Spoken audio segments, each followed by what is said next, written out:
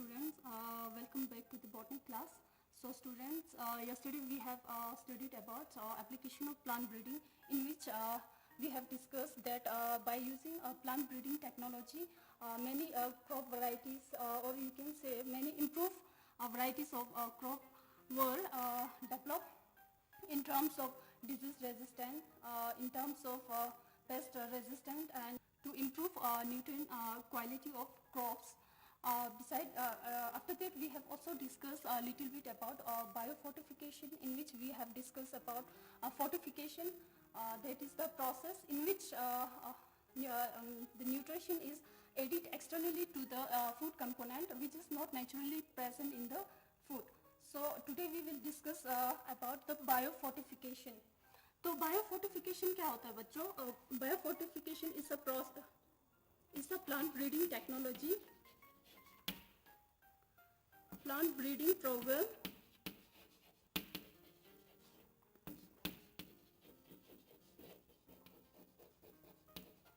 which is designed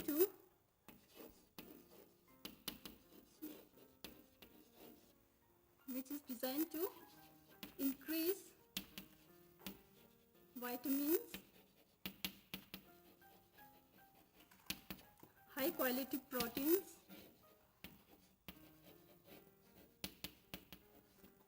and healthy fat content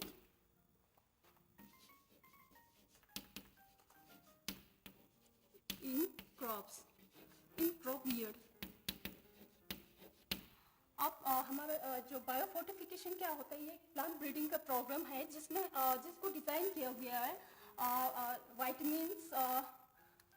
vitamins या high quality of protein and healthy fat को crop की yield के अंदर जो एडिट किया इनको इनकॉर्पोरेट किया जाता है. तो biofortification is carried out by two ways. One is conventional breeding,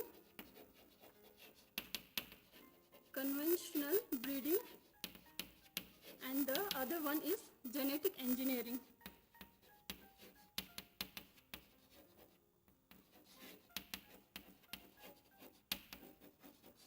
तो स्टूडेंट्स, कन्वेंशनल ब्रीडिंग के बारे में हमने पहले भी पढ़ा था इंट्रोडक्शन टू प्लांट ब्रीडिंग के अंदर. फिर भी हम इसको फिर से समझते हैं विद डिफरेंट एग्जांपल्स के साथ. ओके बच्चों, तो इसमें हम क्या करते थे, सेक्सुअली हम प्लांट को क्रॉस करते थे.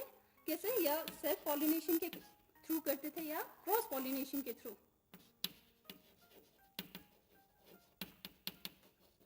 या एसेक्सुअली हम करते थे इसको ड्राफ्टिंग के थ्रू. फॉर एग्जाम्पल, अगर हम इसका कोई एग्जाम्पल ले तो यहाँ पे लिख लेती हूँ. प्लांट ए और प्लांट बी. प्लांट ए में होगा सपोज हाई प्रोटीन कंटेंट होगा, high protein content. Plant B में होगा डिजीज रेजिस्टेंट होगा, डिजीज रेजिस्टेंट. तो इन दोनों को क्रॉस करने के बाद जो हमें मिलेंगे वो सुपीरियर क्वालिटी होगा, जिनमें ये कैरेक्टर भी होंगे और ये कैरेक्टर भी होंगे. दैट मीन्स जो हाइब्रिड हमें मिलेंगे जिसमें दोनों के कैरेक्टर आएंगे. ओके बच्चों, तो ये और एसेक्सुअली अगर हम एक एग्जांपल देखें तो जिसको हम ड्राफ्टिंग, फॉर एग्जांपल हम दो एप्पल लेंगे, एप्रिकॉट के हम दो species, apricot species 1 and cross करते हैं एप्रिकॉट स्पीशीज 2 के साथ. इसमें क्या होगा, एप्रिकॉट स्पीशीज 1 में होगा कर्नल, इसके कर्नल जिसको जो कि इसका सीड होता है, ये होगा स्वीट होगा, मीठा होगा इसका कर्नल. और बी का क्वालिटी होगा, इसका कर्नल जो है वो होगा बीटर, जो कि अच्छा. अब इन दोनों को क्रॉस करने के बाद इसमें क्या करेंगे, हम यहाँ पे सियोन लेंगे, इसका एक छोटा सा पार्ट लेंगे जिसको हम कहेंगे सियोन. और इस सीओन को लेके हमने इसको हम कहेंगे, जिसमें हमें चाहिए उसको हम कहेंगे स्टॉक। तो इस सीओन को लेके हमें इस स्टॉक में इंसर्ट करना है। तो ये प्रैक्टिस तो मुझे लगता है हर फार्मर करते ही होंगे ग्राफ्टिंग का। तो नेक्स्ट हम पढ़ेंगे बच्चों जेनेटिक इंजीनियरिंग का। तो बच्चों अभी हमने पढ़ा था कन्वेंशनल ब्रीडिंग के थ्रू, अब हम देखेंगे जेनेटिक इंजीनियरिंग के थ्रू कैसा होता है। तो इसमें क्या होता है, हम फॉर एग्जांपल हम दो प्लांट्स को लेंगे। फॉर एग्जांपल हम एक टमाटो के स्पीशीज को लेंगे, स्पीशीज 1 एंड टोमेटो स्पीशीज 2। अब इसमें क्या होगा, इसमें होगा क्वालिटी क्या होगा, विटामिन सी एनरिच होगा, और इसमें होगा लॉन्ग प्रिजर्विंग कैपेसिटी होगा, राइट बच्चों।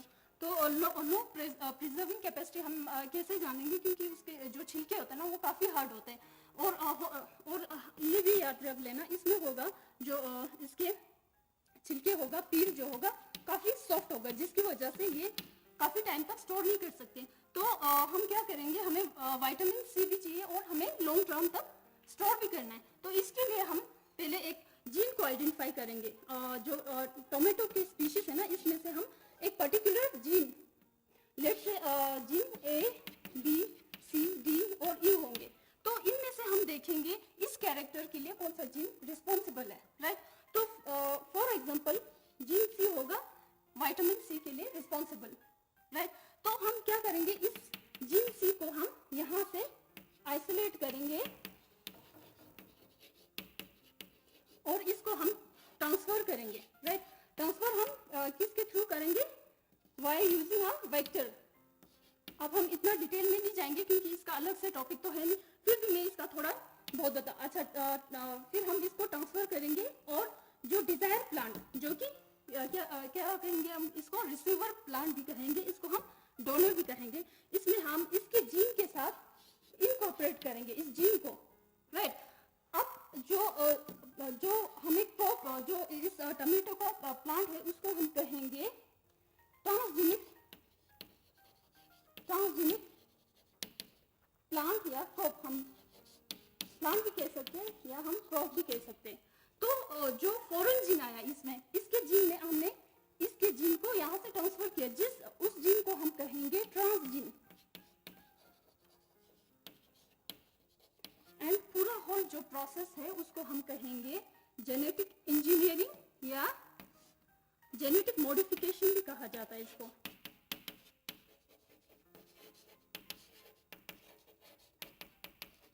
या जेनेटिक रिकॉम्बिनेशन भी कहा जाता है, जेनेटिक रिकॉम्बिनेशन। तो बच्चों कन्वेंशनल ब्रीडिंग में हमने सिंपल क्रॉसिंग की, कन्वेंशनल बेस पे, ट्रेडिशनल बेस पे हमने इनकी ब्रीडिंग की। बट ये जो कन्वेंशनल ब्रीडिंग है ये एजम्पशन बेस है, क्योंकि हमने दो कैरेक्टर तो कंसिडर किया, उनको क्रॉस भी किया। अब हमें श्योरिटी नहीं है कि उसमें जो उसके ऑफस्प्रिंग या कहेंगे उसके प्राजनी में इसकी कैरेक्टर एक्सप्रेस हो सकता है। कई बार क्या होता है 50% एक्सप्रेस भी कर लेते हैं, कई बार बिल्कुल एक्सप्रेस भी करते हैं, दैट मींस 0%। तो कई बार 100% एक्सप्रेस भी कर लेते हैं। तो ये एजम्पशन बेस है। तो बच्चों हमारा जेनेटिक इंजीनियरिंग जो है वो प्रिसाइज है। क्यों? क्योंकि हमने इसमें पर्टिकुलर हमने जाके एक जीन को हमने देखा जो कि रिस्पॉन्सिबल है फॉर पर्टिकुलर कैरेक्टर।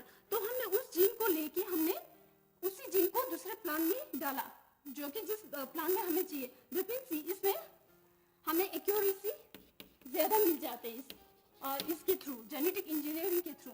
तो देयरफॉर ये जेनेटिक इंजीनियरिंग वाला टेक्नोलॉजी है आजकल ज़्यादा प्रैक्टिस में है। In the year 2000 several crop varieties were developed. Several crop varieties were developed.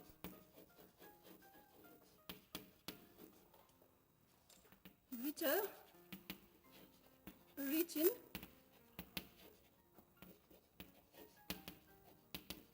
nutrient content.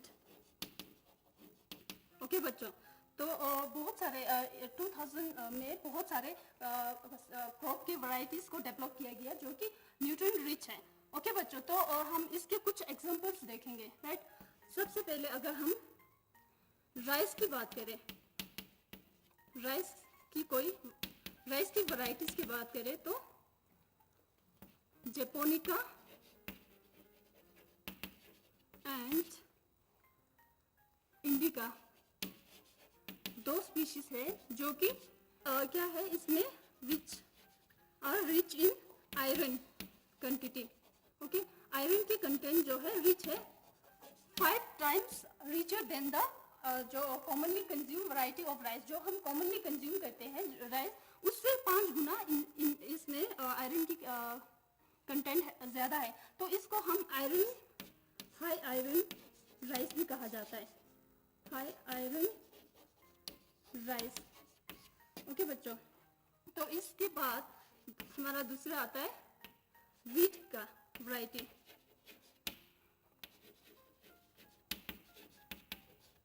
Atlas 66. इसमें क्या होगा, सॉरी, एटलस 66 इसमें क्या होगा, हाई प्रोटीन कंटेंट होगा. ये भी एक बायो फोर्टिफाइड क्रॉप है. तो हमारा थर्ड होगा मेस.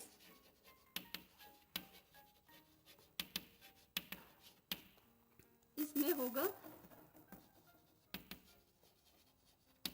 इसको हमने फोर्टिफाइड करके इसकी जो अमाइनो एसिड के कंसंट्रेशन है उसको इंक्रीज किया गया.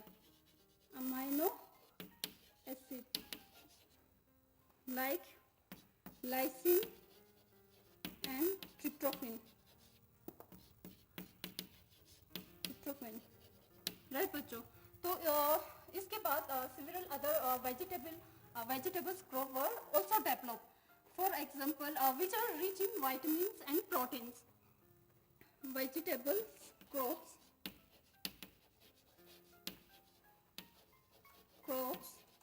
were also developed, which are rich in vitamin and protein. तो इसमें हम एग्जाम्पल देखेंगे. विटामिन ए एंड रिच कौन से क्रॉप होंगे, हमारा कैरेट होंगे, स्पिनिच, पंपकिन. इसके अलावा हमारा होगा second vitamin C and rich crop जो कि हमारा tomato and bitter gourd. Last हमारा होगा protein and rich crop like beans और garden pea, etc.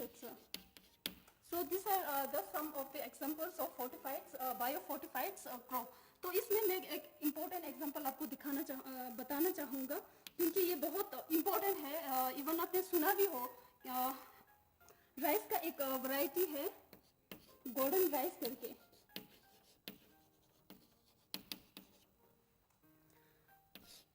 बहुत सारे डेवलपिंग कंट्रीज में एक ऐसा टाइम आया था जो कि childrens under the age of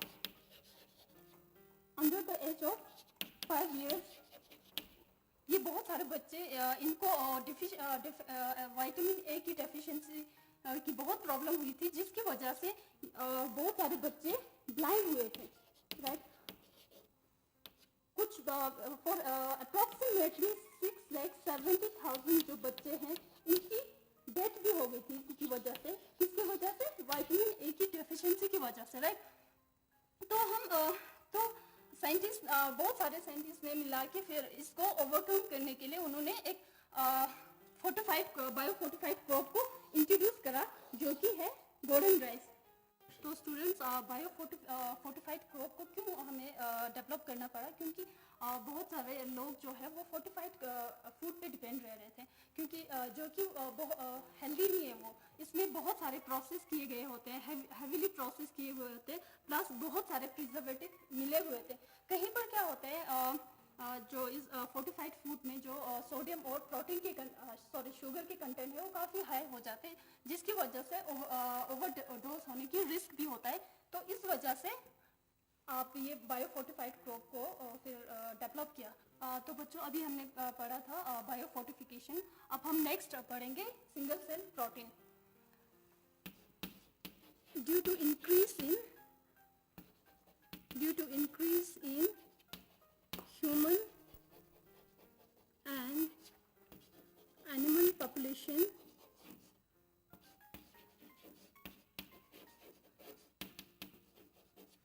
the conventional agriculture product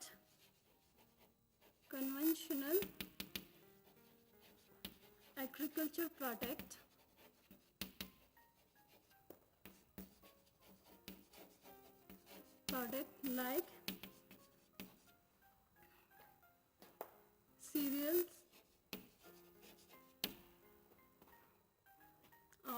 vegetables,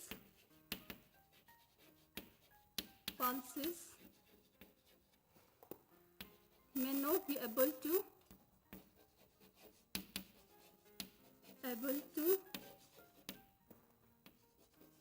meet the demand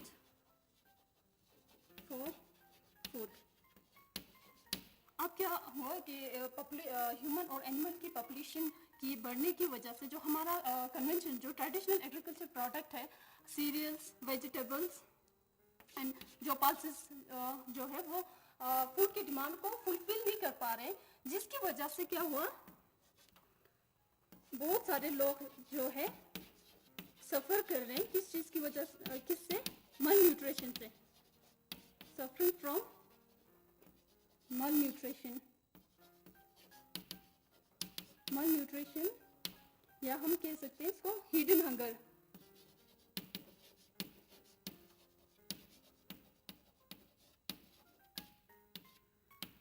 तो हिडन हंगर इस केस में कहेंगे जो लोग 3 टाइम के खाना तो अच्छे से खा लेते होंगे, बट उनके जो खाने में है जो न्यूट्रिएंट की कमी रहता है, तो उसकी फुलफिल ना होने की वजह से वो बहुत सारे लोग बीमार हो जाते हैं, जिनको हम कहेंगे हिडन हंगर। ओके बच्चों,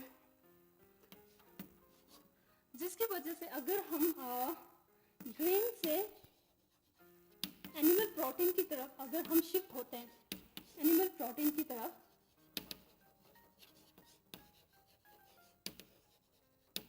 to obtain the protein, okay, तो इसमें क्या होता है, to produce 1 kg of meat, it's required 3 to 10 kg of cereals या grain, जो कि एनिमल फार्मिंग के लिए बहुत चैलेंजिंग है कि 1 kg ऑफ मीट को प्रोड्यूस करने के लिए हमें चाहिए 3 से 10 kg तक हमें सीरियल्स या ग्रेन चाहिए, जो कि बहुत मुश्किल है। लेट्स हम एक एनिमल के एग्जांपल लेके देखते हैं, यहाँ पे लिख लेती हूँ मैं। एक एनिमल का केजी होगा, फॉर एग्जांपल इसका केजी होगा 50 एक एनिमल जो मीट प्रोड्यूस करते होंगे 50 केजी के, इसको अब इसके लिए इस एनिमल को फीड करने के लिए कितना सीरियस चाहिए, फॉर एग्जांपल हम अप्रोक्सीमेटली कर लेते हैं 250 to 300 केजी ऑफ सीरियस चाहिए, जो कि बहुत मुश्किल है। तो इसका एक अल्टरनेटिव सॉल्यूशन क्या है, अल्टरनेटिव सोर्स ऑफ प्रोटीन जो है वो है सिंगल सेल प्रोटीन, राइट बच्चों। अब जो हमारा ये जो सिंगल सेल प्रोटीन है ये माइक्रो ऑर्गेनिज्म से मिल सकता है, this can be obtain from micro organism.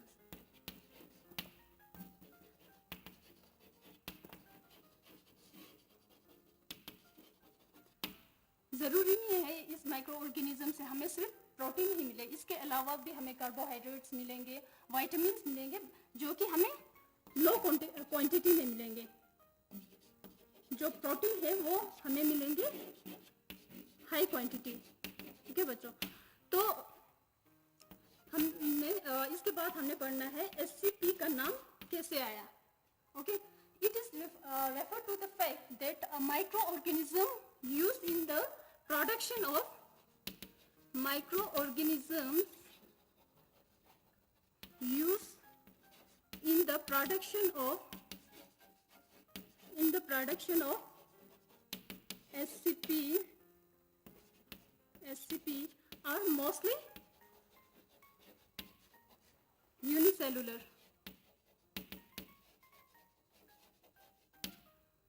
Uni मतलब क्या हुआ? सिंगल सेल माइक्रो ऑर्गेनिज्म से मोस्टली जो हमारे SCP है वो एक्सट्रैक्ट किया जाता है, इसी बेस पे इसका नाम रखा गया SCP। But it can also be obtain from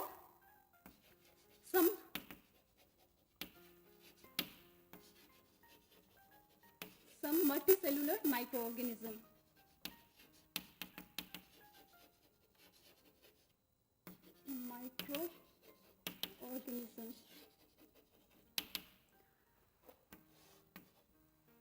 अब SCP होता क्या है ये देखेंगे। SCP क्या होता है? This are basically that dried cells of microorganisms belonging to